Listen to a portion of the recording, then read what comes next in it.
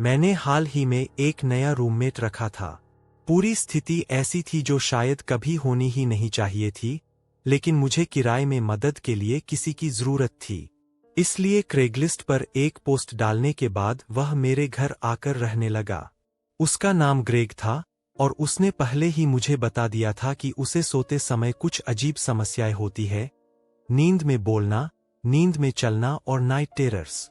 अजीब बात यह थी कि मुझे खुद भी कभी कभी नींद में चलने की आदत थी, लेकिन बहुत ही कम।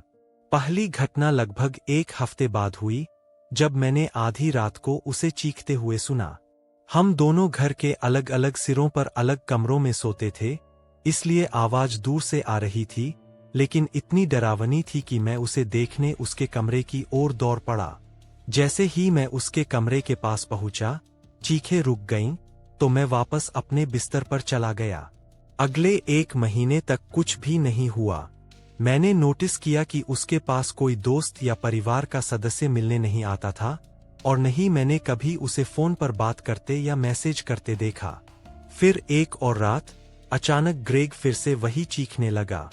मैं उठा और उसके कमरे की ओर बढ़ा, लेकिन जैसे ही मैं पास जाता, वह रुक जाता।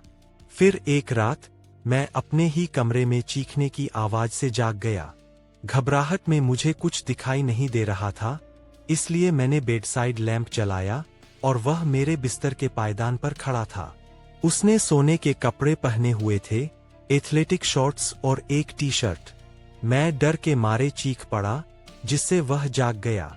उसने मुझसे माफी मांगी और वापस अपने कमरे में चला गया। फिर सबसे डरावनी घटना हुई।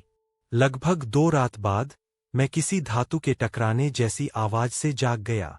ऐसा लग रहा था जैसे औजार या हथौड़े की हल्की ठक-ठक हो रही हो।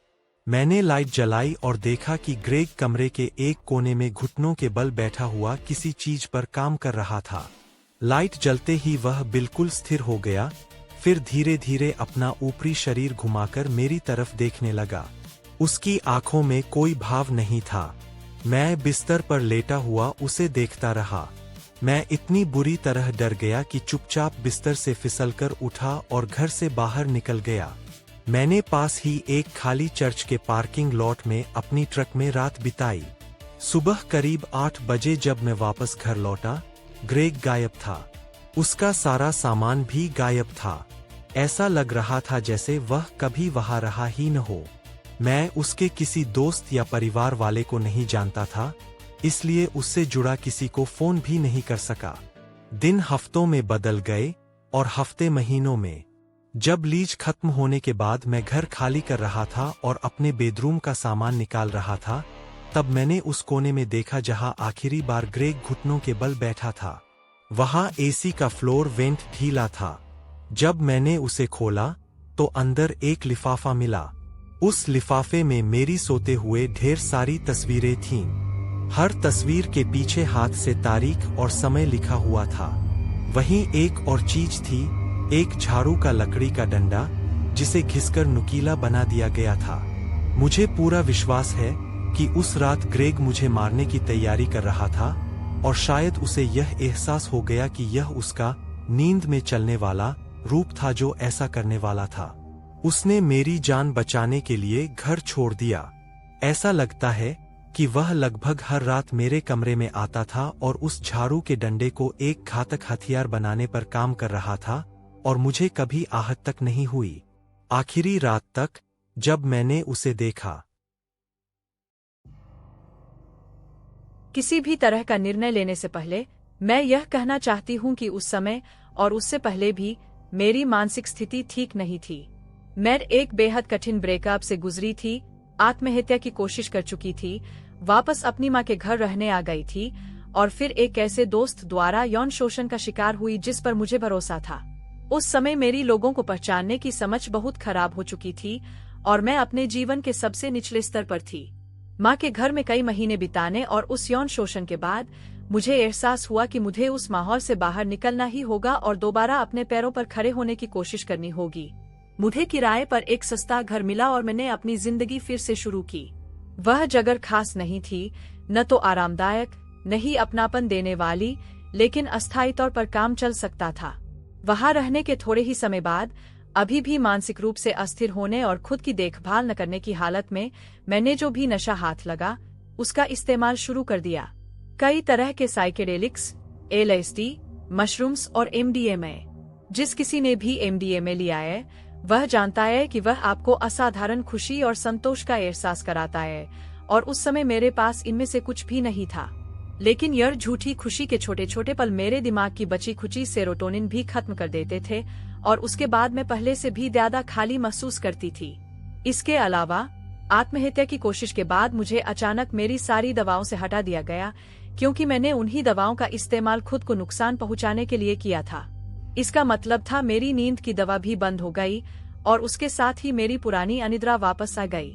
फिर मेरी SSRI दवा, जिसे अचानक बंद करने से गंभीर अवसाद, भ्रम और मानसिक असंतुलन हो सकता है, और आखिर में मेरी एंग्जाइटी की दवा। मैं उस पर वर्षों से निर्भर थी। उसने मुझे एगोराफोबिया से बाहर निकाला था और मेरे PTSD ट्रिगर्स को संभालने में मदद की थी। मेरा हमला करने वाला व्यक्ति बस कुछ ही ब्लॉक दूर रहता था, उसी सड़क पर जहां एक और व्यक्ति रहता था जिसने मुझे 11 से 14 साल की उम्र में शोषित किया था। मैं पूरी तरह टूट चुकी थी और किसी भी तरह से सामना करने की क्षमता खो चुकी थी। कुछ समय बाद एंग्जाइटी दवा छोड़ने के तीव्र लक्षणों और एक दौरे सीजर के बाद मैंने गोलियां खरीदना शुरू कर दिया। जो उपलब्ध थी वे ज़ेनेक्स थी। मैंने जल्दी ही उसकी सहनशीलता विकसित कर ली और अपने सबसे बुरे दौर में मैं रोज 12 से 20 मिलीग्राम तक ले रही थी। ज़ेनेक्स के दुरुपयोग की वजह से मुझे बहुत सी बातें याद नहीं है, जैसे मेरी शादी। वह एक बांस बजाने वाले संगीतकार से हुई थी जिसे मैं सिर्फ 1 महीने से जानती थी। उस महीने के साथ बिताए समय की भी मुझे ज्यादातर याद नहीं है। मेरी सबसे साफ यादें सोफे पर लेटे हुए नेटफ्लिक्स पर द ऑफिस देखते रहने की है, और खरीदारी के बीच कांपते और पसीना बहाते रहने की। मैंने भारी मात्रा में शराब पीना शुरू कर दिया और गलत संगत में रहने लगी। ग्रंज पंक वाला समूह, जो ज्यादातर जिंदगी काउचसर्फिंग में गुजारते थे, चीजें बर्बाद करते थे, काम नहीं करते थे और दूसरों का इस्तेमाल करते थे, हर रिश्ता जलाते हुए आगे बढ़ते थे।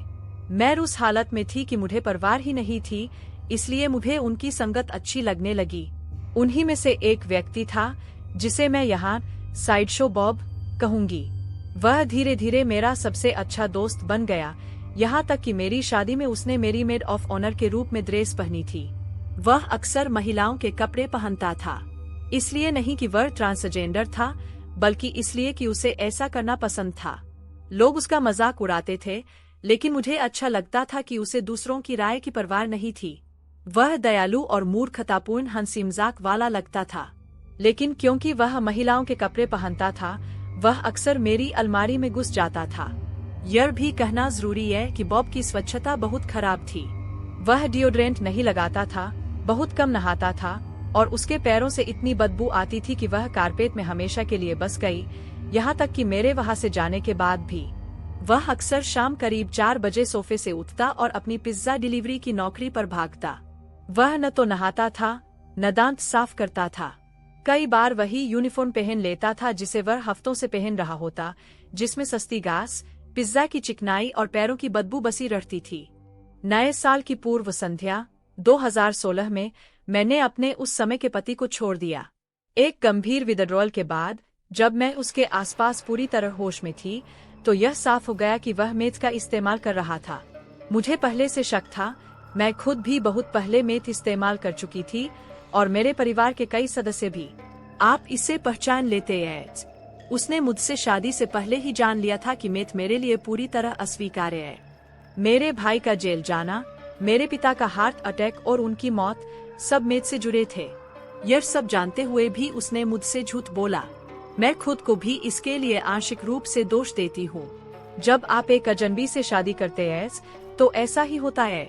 लगभग 1 साल बाद उसकी मौत फेंटानिल मिले इंजेक्शन से हो गई। उसका शव 5 दिन बाद मिला। पति से अलग होने के बाद मैंने बॉब को रहने दिया। उसके पास कोई कमरा नहीं था, वह सोफे पर सोता था। वह न तो किराने का सामान लाता था, न ही बिल देता था, और सच कहूँ तो उसने मेरा घर पूरी तरह गंदगी में बदल दिया। लेकिन मेरी OCD शराब में डूब चुकी थी और मैं अपने विचारों के साथ अकेली नहीं रहना चाहती थी, इसलिए मुझे ज्यादा फर्क नहीं पड़ा। पति को छोड़े 1 हफ्ते के भीतर ही बॉब मेरे साथ रिश्ते को लेकर जुनूनी हो गया। मैंने साफ कहा कि मेरा उससे कोई इरादा नहीं है और मैं उसकी दोस्ती को महत्व देती हूँ। ऊपर से मैं अपनी पहली तलाक से गुजरने वाली थी और उससे जुड़ी शर्म से जूझ रही थी। मैं घर से बचने लगी, उससे बचने लगी। जब भी मैं घर लौटती, वह रोता हुआ वहाँ होता। कभी कभी मैं उसे न सिर्फ अपने कपड़ों में बल्कि अपने बिस्तर में भी पाती। आखिरकार उसने मुझे ज्यादा देखने के लिए अपनी नौकरी छोड़ दी। वह कमरे दर कमरा मेरा पीछा करता, मुझसे पूछता कि मैं हमारे साथ होने की संभावना क्यों नहीं देख सकती। आखिर में मैंने कहा कि अगर यह नहीं रुका तो उसे जाना होगा। उसने तुरंत कहा कि कानूनी तौर पर वह मेरे घर का किराएदार है और उसे 30 दिन का नोटिस चाहिए। मैं कहीं नहीं जा रहा, तुम मेरे साथ फंसी हो, उसने कहा। उसके बाद हालात और आक्रामक हो गए। उसके आंसू गुस्से में बदल गए, उसके सवाल चीखों में। एक दृश्य मुझे आज भी साफ याद है। वह मेरे सामने खड़ा, लाल चेहरा, थूकुराता हुआ चिल्ला रहा था। मैं महिलाओं द्वारा खुकराए जाने से बहुत तंग आ चुका हूँ। वह अब मेरा मजाकिया दोस्त नहीं था, वह ऐसा व्यक्ति बन चुका था जिसके आसपास रहना मेरे लिए असंभव था। एक पुलिस अधिकारी ने मुझे प्रतिबंध आदेश, रिस्ट्रेनिंग ऑर्डर लेने की सलाह दी ताकि उसे घर से हटाया जा सके। मैंने ऐसा किया। मैंने दरवाजे बंद रखने शुरू कर दिए। उसकी कुछ ही चीजें मेरे घर पर थीं, एक गिटार और एक एम्प, जिन्हें मैंने पीछे के बरामदे में रख दिया और उसे सूचित किया। उसने तुरंत घर में घुसने की कोशिश की। वह पुराने सामने के दरवाजे को इतनी जोर से लात मार रहा था कि डेडबोल्ट के पास दरार पड़ने लगी। सफेद रंग पर उसके जूतों के गहरे निशान रह गए। पुलिस को उसे नोटिस देने में कठिनाई हुई। उसने नौकरी छोड़ दी थी। उसका कोई स्थायी पता नहीं था, जबकि मैंने उसकी गाड़ी का विवरण, नंबर प्लेट और उसके दोस्तों के पते दिए थे। सुबह, दोपहर, रात मैं दरवाजे से लगी रोती रहती थी, उम्मीद करती थी कि वह टूटे नहीं। हर बार जब मैं पुलिस को बुलाती, वह जा चुका होता। रात में मैं खिड़कियों से बाहर देखती रहती। उसकी हरी गाड़ी को जाते हुए देखते ही मेरी धड़कन तेज हो जाती, हाथ में फोन रहता। हफ्तों तक वह अचानक आता रहा, ज्यादातर बार डरावना, कभी कभी चालाकी से। एक शाम उसने एक साया दोस्त को दरवाजा खटखटाने भेजा। मैंने खुशी से दरवाजा खोला और तभी वह दरवाजे के पीछे से कूदकर अंदर घुसने की कोशिश करने लगा। मैंने पूरी ताकत से दरवाजा बंद किया, ताला लगाया। वह फिर लाते मारने लगा। मैंने फिर 911 पर कॉल किया। वह फिर भाग गया। कुछ महीनों बाद वह आगे बढ़ गया। उसे एक गर्लफ्रेंड मिली जिसने उसे जल्दी ही बाहर निकाल दिया। जवाब में उसने उसे बेहोश होने तक पीटा और उसका गला काटने की कोशिश की। सौभाग्य से एक पड़ोसी ने शोर सुना और वह भाग गया। वह उन आरोपों से हल्के में छूट गया, लेकिन अगर आप उसका नाम गूगल करें तो गंभीर हमलों के बार दर्ज मामले दिखते हैं। मैंने उसकी पूर्व प्रेमिकाओं से बात की। मैंने उनके चेहरों और शरीर पर किए गए जख्मों की तस्वीरें देखी। मैं बस यही सोचती हूँ, वह मैं हो सकती थी। आखिरी बार मैंने उसे अपने शहर के एक किराना स्टोर में देखा। मैं 10 घंटे की थकाऊ शिफ्ट के बाद कॉफी का इंतजार कर रही थी। उसने मुस्कुराते हुए सिर हिलाया। मैं वहीं जम गई। दिल जोर से धड़क रहा था, हाथ कांप रहे थे। उसी दिन मैंने 1.5 घंटे दूर जाकर रहने का फैसला किया और इसी महीने में वापस लौटने वाली हूँ।